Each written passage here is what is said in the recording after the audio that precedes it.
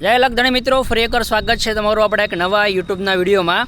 અત્યારે આપણે છીએ આપણા અલગધણી આશ્રમ પાવઠી કે જે અનાથ આશ્રમ વૃદ્ધાશ્રમ કહેતા એવો આશ્રમ કે જ્યાં કોઈ પણ મમ્મી પપ્પા વગરના મા બાપ વગરના નોંધારા બાળકો હોય, જેને મમ્મી પપ્પા અવસાન પામ્યા હોય, એવા બાળકોને રહેવા જમવા ખાવા પીવાની બધી સુવિધા આપણા આશ્રમ દ્વારા પૂરી પાડશું।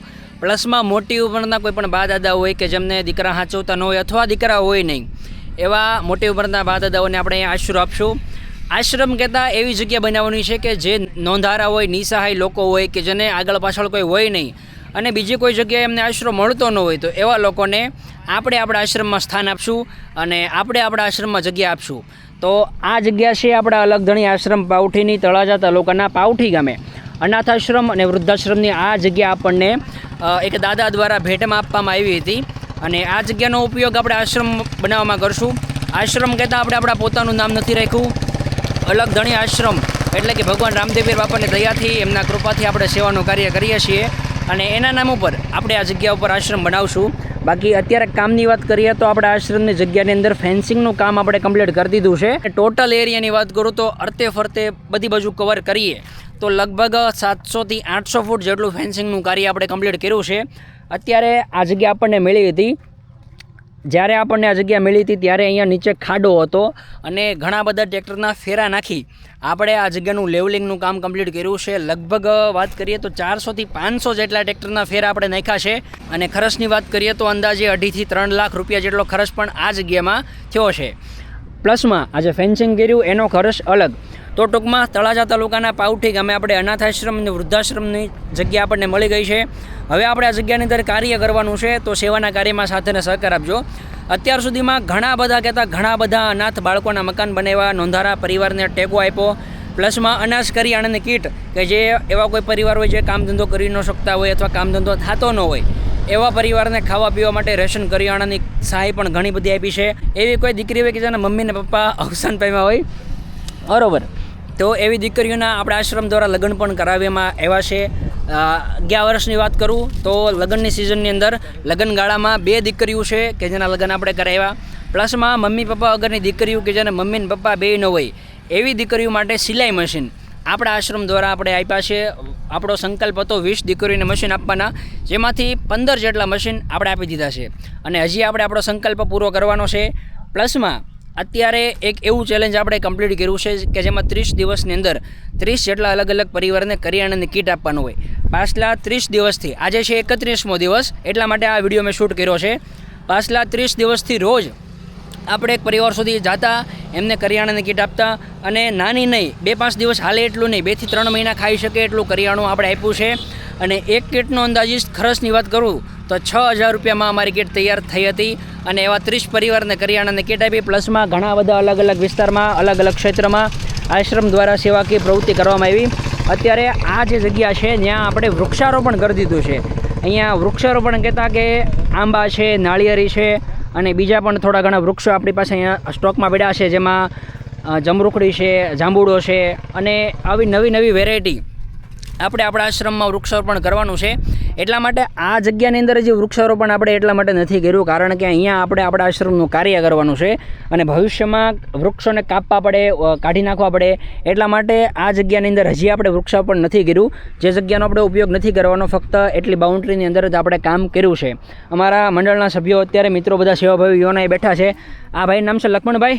કેવું લાગ્યું 30 દિવસમાં અમારી સાથે ચેલેન્જ કમ્પ્લીટ કરવામાં? બહુ રેડી લાગ્યું, મજા આવી ભાઈ? લક્ષ્મણભાઈને દિલથી થેન્ક યુ, કેમ કે સવારે હું જાગું એ પહેલાંના લક્ષ્મણભાઈ આવી જાય અને છેઠ સાંજ પડે ત્યાં સુધી આ 30 દિવસના શેડ્યુલમાં સૌથી વધારે અમારા લક્ષ્મણભાઈએ મહેનત કરી છે। પ્લસમાં અમારા બધા મિત્રો અહીંયા ઊભા છે, એમાંથી લગભગ વધીને એક જણાની વાત કરું તો આ 5 દિવસ, 7 દિવસ, 8 દિવસ, 10 દિવસ, 15 દિવસ એવી રીતે બધાએ અલગ અલગ સેવા કરી છે। કોઈક 15 દિવસ એવું, કોઈક 20 દિવસ એવું, કોઈક 5 દિવસ એવું, પણ ટૂંકમાં વાત કરીએ તો આપણાથી થાય એટલી મહેનત આપણે કરી છે અને હજી પણ આપણાથી જેટલી મહેનત થશે એટલી મહેનત આપણે કરવાની છે। તમારા લોકોનો પ્રેમ, તમારા સપોર્ટ, તમારો સાથ જોઈએ છે કારણ કે હવે આપણે અનાથ આશ્રમ અને વૃદ્ધાશ્રમનું કાર્ય શરૂ કરવાનું છે। આપણું ચેલેન્જ શરૂ હતું ત્યારે આપણે જાહેર કર્યું હતું કે ભાઈ આપણું આ ચેલેન્જ કમ્પ્લીટ થશે એટલે આપણે નવું એક સેવાનું કાર્ય શરૂ કરશું। આપણું સોપાન જે અટકીને ઊભું છે અનાથ આશ્રમ વૃદ્ધાશ્રમ એ કરશું। તો આપણી જગ્યાની ફરતે અત્યારે થોડીક તકલીફ છે. વરસાદનું પાણી અહીંયા આવે છે, આ જગ્યામાંથી પણ પાણી આવે છે, પ્લસમાં અહીંયા એક નેરું છે, નેરામાંથી પણ પાણી આવે છે. અને એટલા માટે આપણને થોડીક ચિંતા હતી કે આપણી જગ્યાનું ધોવાણ થઈ જશે. જોકે આપણી ચિંતા જે વિષયમાં હતી એકદમ સાચું હતું, કારણ કે અહીંયા જુઓ તમે, આ જગ્યા જે છે ને અહીંયા ઘણું બધું ધોવાણ થઈ ગયું છે. અહીંયા પાળો હતો, એ પાળો આખો ધોવાઈ ગયો છે. અને ભવિષ્યમાં માનો કે અહીંયા કામ કરી નાખ્યું હોય અને કામની ઉપર પાણી ફરે એવું ન બને, એટલા માટે આપણે કામ શરૂ નહોતું કર્યું. અને બીજી એક વાત તમને દેખાડું, અહીંયા તમે જુઓ ટીટોડીના ઈંડા આપણી આશ્રમની જગ્યામાં લગભગ મને દેખાય છે. આ ઈંડા ભાઈ અહીંયા આવો તો છોકરાઓ, આ ટીટોડીના ઈંડા છે કે જુઓ તો. હવે આ ઈંડા ટીટોડીના હોય કે હેના હોય તો મને નથી ખબર, પણ અહીંયા ઈંડા અત્યારે મને દેખાણા છે. બાકી આપણું આશ્રમનું કાર્ય બહુ ટૂંક સમયમાં શરૂ થઈ જશે. એક બીજી વાત કરીએ તો તળાજા આજુબાજુના વિસ્તારમાં ઘણા બધા મિત્રો હવે સેવાકીય પ્રવૃત્તિ શરૂ કરી છે. ઘણા બધા મંડળ, ઘણા બધા સેવાભાવી ગ્રુપ, ઘણા બધા વ્યક્તિગત લોકો સેવાના કાર્યો કરે છે. તમામ લોકોને પહેલાં તો દિલથી ધન્યવાદ, કારણ કે તમે લોકોએ પણ સેવાના કાર્યમાં થોડો ઘણો રસ લીધો. અમારું જ્યારે નવી શરૂઆત હતી ત્યારે અમારું એક જ સપનું હતું કે ભાઈ લોકો ગામડે ગામડે આ સેવાકીય કાર્યો શરૂ કરે. ગામડે ગામડે કહેતા કે જે જગ્યાએ રામા મંડળ છે બધી જગ્યાએ રામા મંડળના સભ્યો કાર્યરત થાય, એક્ટિવ થાય અને પોતાના વિસ્તારમાં પોતે જવાબદારી સંભાળે. જોકે બધી જગ્યાએ આ વસ્તુ થવું શક્ય છે નહીં, પણ અમારાથી જેટલું થાય એટલું અમે કરીએ, તમારાથી જેટલું થાય એટલે તમે કરજો. પણ પ્રેમ ભાવ સાથે અને સહકારથી સેવાનું કાર્ય કરો, આવી ભગવાન રામદેવપીર બાપાને આપણે પ્રાર્થના કરીએ. બાકી ટૂંક સમયની અંદર જાણકારી મળતી રહેશે નવું સેવાકીય કાર્યની. અને ચેનલને સબસ્ક્રાઈબ ન કરી હોય તો કરી નાખજો, કારણ કે આ ચેનલની અંદર હવે આપણે એક્ટિવ રહીશું.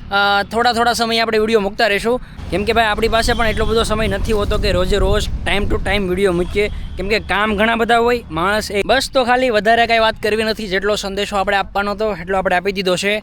તળાજાની આસપાસના તમામ કાર્યકરો, તમામ મિત્રો, તમામ સેવાભાવી ગ્રુપ, તમામ મંડળ, તમામ વ્યક્તિગત લોકોને દિલથી જય અલગ ધણી, જય રામાપીર. બાકી સેવાનું કાર્ય તમને ગમતું હોય તો સાથ અને સહકાર આપતા રહેજો. અલગ ધણી આશ્રમ પાવઠી ટૂંક સમયની અંદર આપણું આશ્રમનું કાર્ય આપણે શરૂ કરી દઈશું. બાકી ઘણા બધા વિસ્તારની અંદર ઘણી બધી અલગ અલગ પ્રવૃત્તિ આપણે કરીએ છીએ, એટલા માટે યોગ્ય સમયે યોગ્ય કામ થતું નથી. કારણ કે ભાઈ આપણે બધી જગ્યાએ વાત કરીએ તો આ મહિનાની ખાલી વાત કરું તો આશ્રમ દ્વારા આ મહિનાની અંદર અંદાજિત 2.5 થી 3 લાખ રૂપિયા જેટલાનો ખર્ચ, 2.5 થી 3 લાખ રૂપિયા જેટલાનું સેવાનું કાર્ય. ટૂંકમાં વાત કરીએ તો આશ્રમ દ્વારા આ મહિનાની અંદર ખાલી એક મહિનાની વાત કરું તો 2.5 થી 3 લાખ રૂપિયા જેટલો ખર્ચ કરવામાં આવ્યો છે સેવાનું કાર્યની અંદર. બાકી આનો હિસાબ પણ ટૂંક સમયમાં વિડીયોમાં મૂકવામાં આવશે, કારણ કે ભાઈ મને એવું લાગે છે કે આપણે જે કામ કરીએ છીએ લોકો સુધી પૂગવું જોઈએ, પ્લસમાં લોકોને ખાતરી મળવી જોઈએ કે દાન કેટલું આવે છે ને કામ કેટલું થાય છે. આ મહિનાની અંદર વધીને વાત કરીએ તો 1.5 થી 2 લાખ રૂપિયા, અંદાજિત વાત કરું તો 1,80,000 રૂપિયા જેટલું દાન આ મહિનાની અંદર આપણને મળેલું છે. અને કામની વાત કરીએ તો 1,80,000ના દાનની સામે આપણે 2.5 થી 3 લાખ રૂપિયા જેટલું કામ આ મહિનામાં કરેલું છે. એનો હિસાબ તમને પરફેક્ટ આંકડા સાથે આપી દઈશું. બાકી સેવાના કાર્યમાં સાથે અને સહકાર આપજો, વધુ કંઈ કહેવું નથી. મળશું ફરી એકવાર નવા વિડીયોમાં, ફરી એકવાર નવી જર્નીમાં. ત્યાં સુધી બધાને મારા જય અલગ ધણી, જય રામાપીર, જય દ્વારકાધીશ.